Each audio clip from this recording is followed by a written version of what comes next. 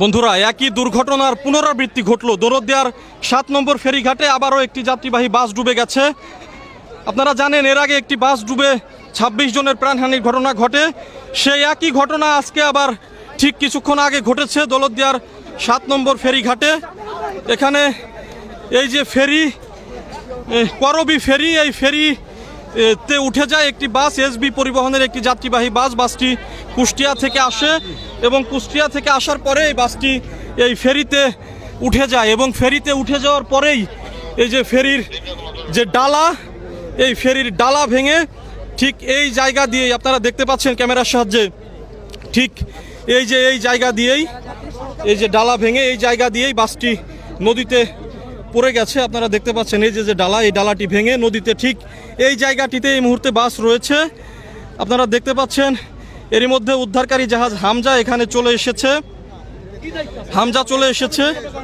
এবং fire service, coast guard এবং BRWT এর ডুবুর ইউনিট তারা এখানে উদ্ধার কার্যক্রম শুরু করে দিয়েছে। ভাই, বাস কি এখানে আছে? ফায়ার সার্ভিসের যারা ডুবুর ইউনিটের সদস্যরা আছেন তারা বলছেন যে বাসটি এখনো পর্যন্ত এখানেই আছে। আমরা প্রশাসনের সঙ্গে কথা বলেছি, তারা বলেছেন যে হতাহতের আশঙ্কা তেমন একটি নেই, তবে বাসটি যখন উদ্ধার হবে, উদ্ধার করার পরেই বোঝা যাবে আসলে কোনো হতাহত আছে কিনা।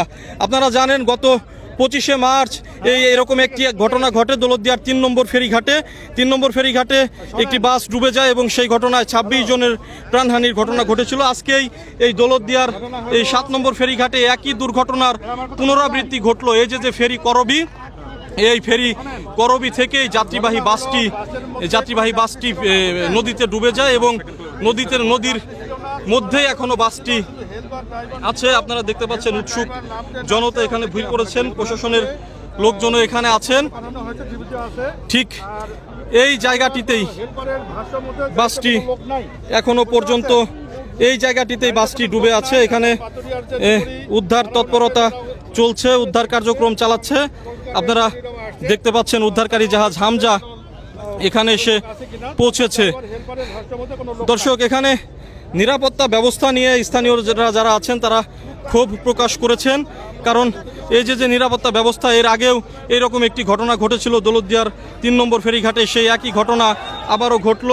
স্থানীয়রা কিন্তু মাঝে মাঝেই ক্ষুব্ধ হয়ে যাচ্ছেন, তারা বিভিন্ন ধরনের স্লোগান দিচ্ছেন যে কেন এই দৌলতদিয়া ঘাটে বারবারই এই একই ঘটনা ঘটে।